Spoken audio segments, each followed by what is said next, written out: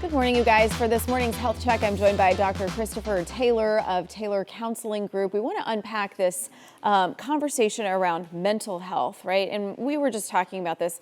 When we say mental health, it's not just one thing. So to examine the mental health of someone is more of a spectrum. Oh, that's right, Sonia. And thank you for having me here today, and good morning. That's exactly correct. When we're talking about mental health, we're talking about more than just depression and anxiety. We're talking about emotional health. We're talking about emotional fitness, your ability to understand and regulate your emotions. Yeah, and this, like you said to me, could change from day to day or year to year, depending on what's going on in your life. Absolutely. Yeah.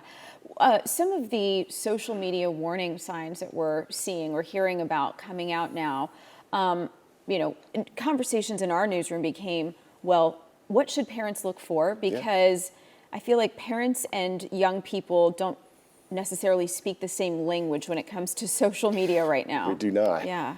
So what are the signs to look for? I don't think there is one specific set of signs. What we're looking for really more is something that we like to call baseline. So baseline behavior is where we normally act.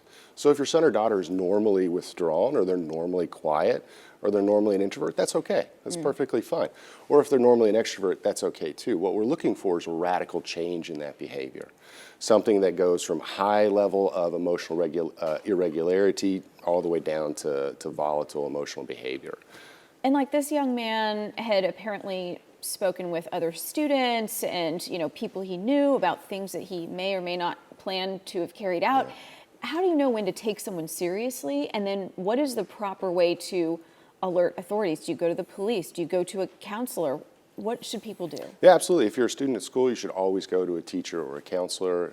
Definitely talk to your parents about it. Find an adult that is trained to handle this.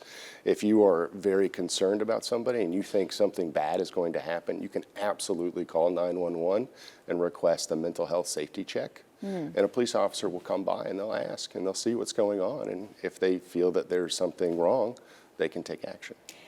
Something I've heard from people in Uvalde is that a mental health safety check turns into an arrest. There's no mechanism for safe and effective care, really.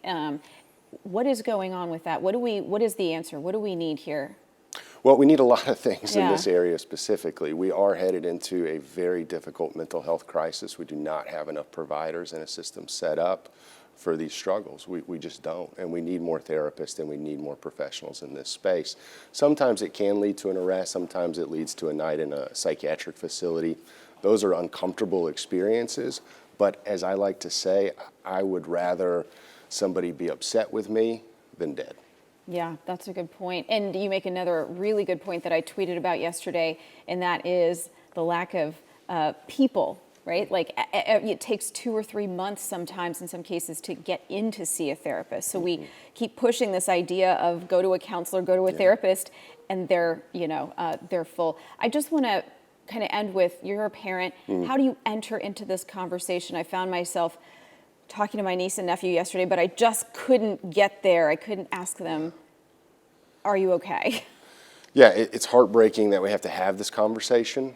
My kids are 4 and 2. They're close to elementary age, and so this is hitting very close to home for me. It's a difficult conversation to have. It's one I don't want to have with my kids, but it's one that I will have. When necessary, I will schedule a time. We'll sit down as a family. My wife and I struggled through this conversation last night.